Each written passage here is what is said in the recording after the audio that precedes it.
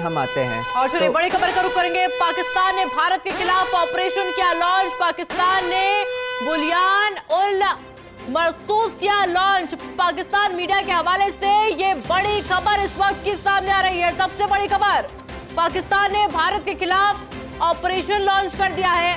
पाकिस्तान ने बुलियान उल मरसूस लॉन्च किया है। पाकिस्तान मीडिया के हवाले से ये बड़ी खबर फिलहाल सामने आ रही है, क्योंकि पाकिस्तान लगातार बैक टू बैक मुंह खाने के बावजूद, अपने सभी मिशन में फेल होने के बावजूद एक बार फिर से तैयार पाकिस्तान ने भारत के खिलाफ ऑपरेशन लॉन्च किया है। किस तरह से देख रहे एकलव्य? मैं आपको इसकी सबसे फनी बात बताता हूँ। इसकी सबसे फनी बात है कि ये जो बुलियान उल मरसूस जो नाम है आयुषी जी, आपको पता है इसका मतलब क्या होता है? इसका अरेबिक में इसका बेसिकली इसका मतलब होता है कि एक इम्पेनेट्रेबल वॉल, मतलब एक ऐसी दीवार जिसमें छेद ना किया जा सके। अब आप सोचिए कि वो जो दीवार या अम्ब्रेला है वो तो हमारे यहाँ है।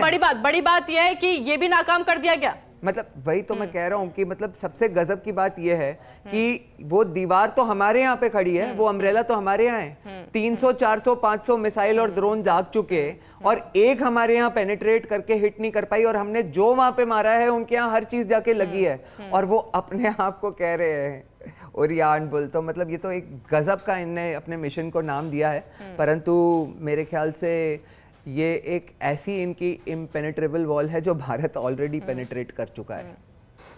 अच्छा एकलव्य जी, मेरे को कभी कभी तो हंसी भी आने लग गई है, क्योंकि मैं ब्रेकिंग पढ़ती हूँ और फिर मैं पढ़ती हूँ कि नाकाम हो गया, मैं पढ़ती हूँ कि ड्रोन उड़ाए गए, ड्रोन मार दिए गए।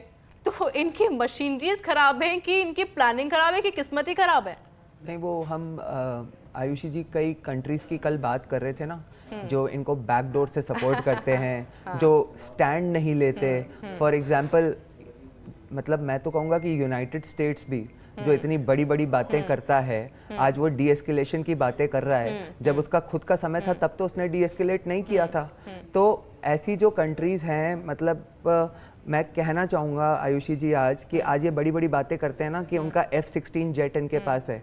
अरे मैं कहता हूँ वो कचरे में फेंकने वाला F-16 है, इसीलिए पाकिस्तान को दे दिया था। वो खुद कौन सा प्लेन, कौन से जनरेशन का उड़ाते हैं? खुद तो F-37 उड़ाते हैं और इनको F-16 दे रखा है। उसी तरह से उड़ा रहे हैं, ये गर्व कर रहे हैं उस बात पे। और उसी तरह से मतलब चाइना जो है वो खुद क्या उड़ाता है और इनको JF-17 पकड़ा रखा है। तो इनके ये जो हैं, ये हमारे एयर डिफेंस सिस्टम्स और हमारे राफेल से कॉम्पीट कर सकते हैं क्या?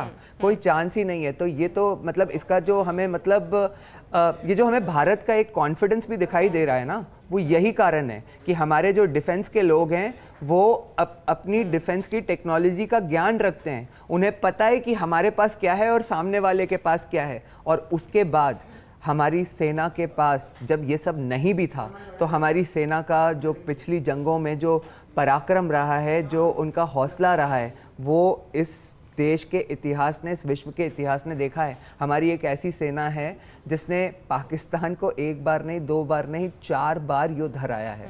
तो देखिए मैं आपको रोक रही हूँ, पर आप सोचिए कि हराने के बावजूद ढिंडोरा तो फिर भी पाकिस्तान ने यही पीटा कि हम जीत गए, हम जीत के आ गए। नहीं, वो तो मेरे ख्याल से अभी मैं आपको बताऊं कि ये कह तो रहे हैं, लेकिन ये जो अभी इनके जो ख्वाजा साहब जो है ना, जो इनके डिफेंस मिनिस्टर हैं, ये जब इमरान खान की गवर्नमेंट थी, तो इमरान खान की गवर्नमेंट के समय जब ये ऑपोजिशन में थे, तो इन्होंने सदन के पटल से कहा था कि 71 का युद्ध हम हार गए थे, उसका बदला कैसे लिया जाए। तो मतलब जब ये ऑपोजिशन में होते हैं तो एडमिट कर लेते हैं कि हम हारे थे, और जब सरकार में बन के बैठ जाते हैं और अपने आप को मतलब एक फ्रंट एंडिंग करते हैं अपने देश की, तो कहते हैं कि हमने तो कोई जंग हारी नहीं। तो और देखिए, ये कहना बड़ा आसान है कि हमने नहीं हारी, परंतु क्या क्या हुआ है। अगर इनने जंग नहीं हारी तो बांग्लादेश बना कैसे भाई? ईस्ट पाकिस्तान बांग्लादेश बन कैसे गया अगर ये जंग नहीं हारे थे? तो ये तो कहने की बातें हैं, पर मेरे ख्याल से इतिहास में बहुत क्लियरली दर्ज है कि भारत और पाकिस्तान के बीच में जितने भी कन्फ्रंटेशंस हुए हैं, उसमें किसका पराक्रम विश्व को देखने को मिला है। क्या लग रहा है आज का दिन कितना इम्पोर्टेंट? नहीं, आज का दिन डेफिनेटली मैं ये तो कहूँगा कि एक बहुत ही सीरियस डेवलपिंग सिचुएशन है, क्योंकि मैं हमेशा मानता हूँ कि